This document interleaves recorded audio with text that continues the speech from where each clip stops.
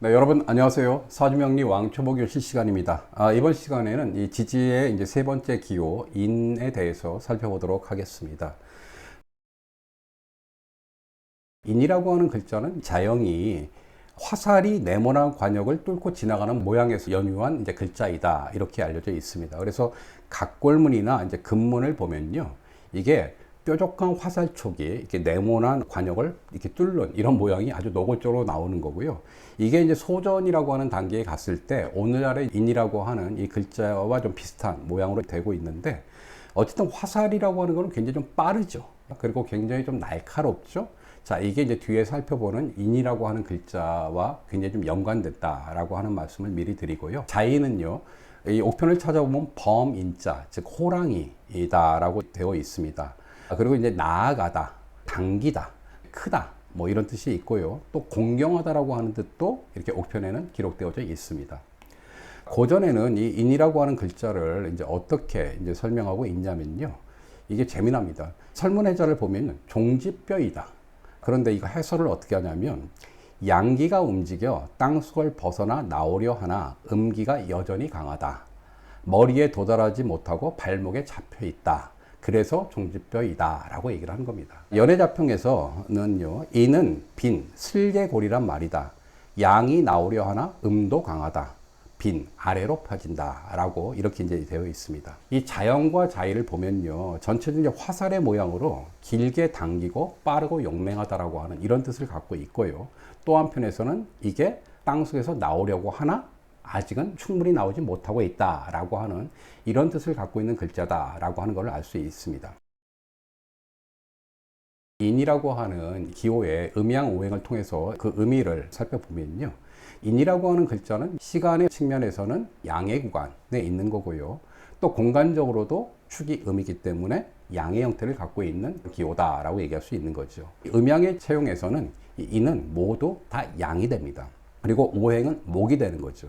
그래서 인은 양목이 되는 겁니다. 천간의 양목인 간목이 곧 지지의 인목이다라고 이렇게 얘기할 수 있는 겁니다. 운동성을 살펴보면 지난 시간에 살펴보았던 축토의 운동성은 2양 3이라고 했죠. 근데 인이라고 하는 글자는 축에서 또 한 단계 더 나아간 그런 기호입니다. 그래서 인목이라고 하는 것은 음양이 3양 3음으로 구성되어 있다라고 얘기할 수 있는데요. 자, 이게 뭘 뜻하냐? 기본적으로 인목이라고 하는 것은 양이라고 하는 상승하는 운동의 추세에 있는 그런 기호입니다. 하지만 양과 음이 3대 3이라고 하는 균형을 좀 이루고 있는 모양이니까 아직까지는 이 음기가 강하게 둘러싸고 있다. 그런 상황에서 이 언 땅을 뚫고 솟구치려고 하는 운동이다 라고 이렇게 정리를 할 수 있는 겁니다. 계절로 조금 더 구체를 살펴본다라고 하면, 인이라고 하는 건 기본적으로 인묘진이라고 하는 봄의 운동을 처음 시작하는 글자이니까 바로 전계절인 겨울의 운동을 완전히 정리하려고 하겠죠. 그러면서 동시에 이 봄 다음에 오는 계절인 여름을 또한 준비하는 것이고요. 자기 계절의 운동을 시작하는 그런 운동이다라고 이렇게 얘기할 수 있는 거고요. 그 인목이라고 하는 건 양목입니다. 이 솟구치는 굉장히 좀 힘이 있는 운동을 하고 있는 거라서 기본적으로 이 수의 도움을 좀 잘 받는다. 즉 수생목의 도움을 굉장히 잘 받고 동시에 목생화의 운동을 또 굉장히 잘하는 속성을 가지고 있다라고 이렇게 정리할 수 있습니다. 인목의 이제 시공간에 대해서 이제 살펴보면요, 방금 말씀드린 대로 인목이라고 하는 것은 봄, 여름, 가을, 겨울에서 봄을 뜻하는 인묘진이라고 하는 이 계절을 시작하는 그런 글자가 되는 거고요. 그래서 초봄이라고 얘기할 수 있습니다. 그래서 이제 이 시기에 절기는 여러분도 잘 아시는 입춘, 그리고 이제 봄비라고 얘기하는 우수, 이 두 개의 어떤 절기가 있고요. 음력으로는 1월, 뭐 절기력으로는 1월이고요. 봄이 시작된 계절이다라고 얘기할 수 있는데, 음력 1월 정도가 되면 어때요? 아직 춥죠? 예, 봄이 시작되었지만 아직 추운 기운이 좀 남아있는 그런 변화의 계절이다라고 얘기할 수 있는 겁니다. 이 시간으로 얘기하면요, 인목의 시간은 이 새벽 3시 30분부터 아침 5시 30분까지다라고 얘기할 수 있습니다. 자, 그런데 이 시간은 어떤 시간입니까? 바로 이제 새벽이 와서 해가 뜨기 시작하는 시간이죠. 그러니까 결국 아침이 밝은 시간이라고 얘기할 수 있습니다. 근데 여러분들 새벽 3시부터 5시 30분까지 이 시간, 세상이 환합니까? 어둡습니까? 네. 자, 분명히 아침이긴 한데 실은 잘 보이지 않습니다. 그래서 아직은 어두운 시간이라고 얘기할 수 있습니다.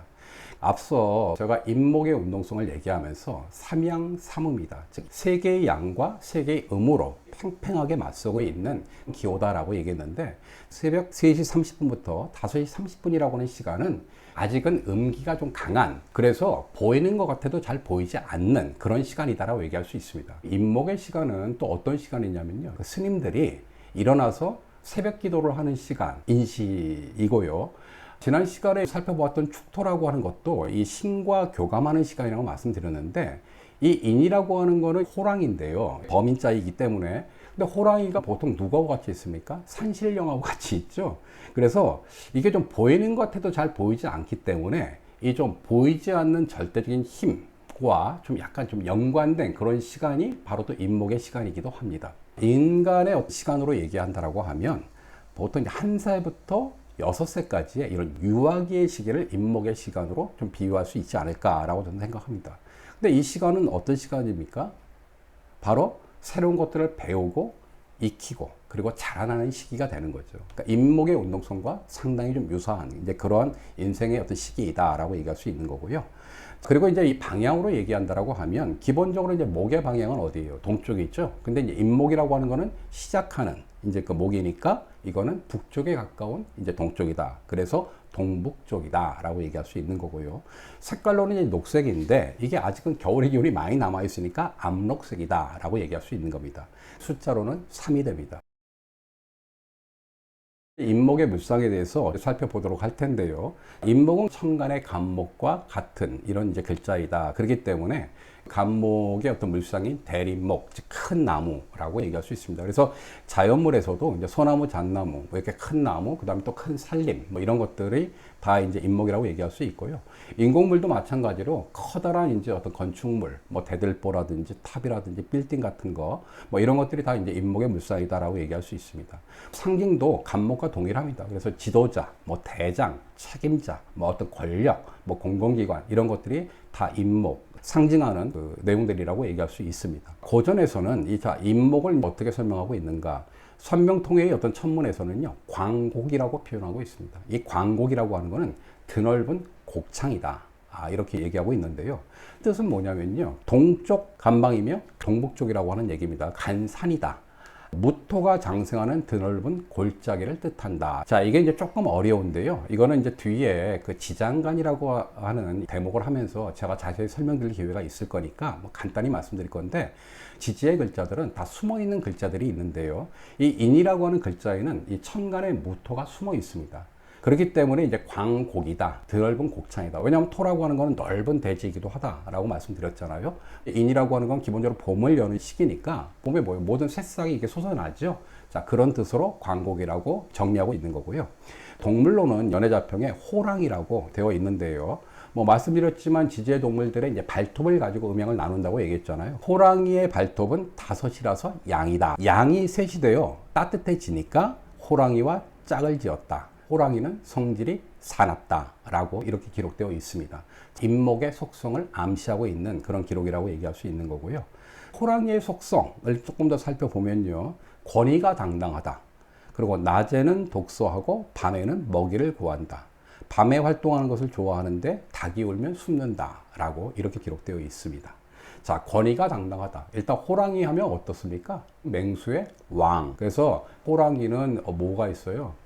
발톱이 있고요, 이빨이 있고, 그 다음에 굉장히 빠르고, 전체적으로 어떤 권력성을 상징하는 그런 동물이라고 얘기할 수 있는데, 그래서 인이라고 하는 글자를 갖고 있는 사람들은 무섭습니다. 이 사납다라고 하는 그 앞서 연해자평의 기록과 굉장히 부합하는 그런 성정들을 많이 갖고 있다라고 얘기할 수 있는데, 호랑이는요, 야행성 동물이죠. 예, 그래서 이제 밤에 많이 돌아다닌다라고 얘기하는 거죠. 앞서 얘기했던 대로 인이라고 하는 것은 봄이지만 아직까지 추운 어떤 겨울의 기운이 남아 있는 거고, 또 아침이지만 아직 어두운 기운이 남아 있다라고 하는 것과 무관하지 않는 거고, 여기 이제 닭이 울면 숨는다. 자, 이거는 뒤에 살펴볼 이 지지의 관계에서 원진이라는 관계가 있는데, 거기서 이 닭이라고 하는 거는 유금이 되는 거거든요. 자, 이 유금과 인목은 서로 원진살의 관계가 됩니다. 당사주에서 이 인목이라고 하는 것을 천권성이라고 얘기합니다. 여기서 권이라고 하는 것은 권력할 때의 그 권자입니다. 앞서 호랑이의 속성의 첫 번째, 바로 권위가 당당하다라고 무관하지 않죠. 그래서 기본적으로 이제 권력에 대한 어떤 이 의지나 욕망, 그리고 자립하려고 하는 성향, 그래서 남의 간섭을 좀 싫어하고요. 독선적이다라고 얘기할 수 있고, 조금 이제 부정적으로 얘기하면은 좀 출세하려고 하는 욕망이 좀 강한 건데, 뭐 그만큼 뭐예요? 프로성이 있는 그런 어떤 기질을 얘기하는 거다라고 할 수 있는 거죠.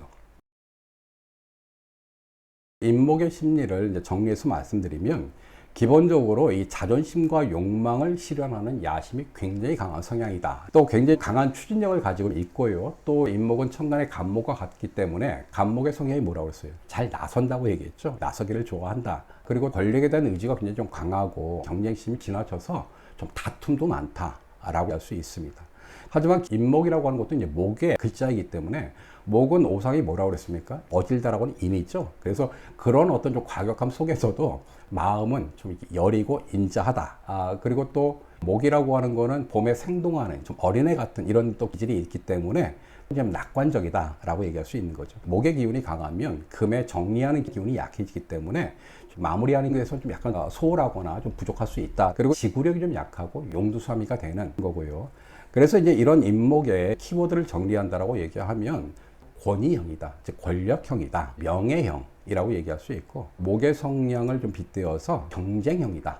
그러니까 어떤 질투라든지 좀 승부욕 같은 게 좀 굉장히 좀 강한 그런 독선형이라고도 생각합니다. 인목이라고 하는 건 기본적으로 이제 역마에 속하는, 그러니까 항상 시작하고 움직이는 이런 기운을 갖고 있는 기호이다라고 이렇게 정리를 할 수 있습니다. 자, 이렇게 오늘 지지의 세 번째 기호 인목에 대해 살펴보았고요. 다음 시간에 묘목을 가지고 여러분들을 찾아뵙도록 하겠습니다. 고맙습니다.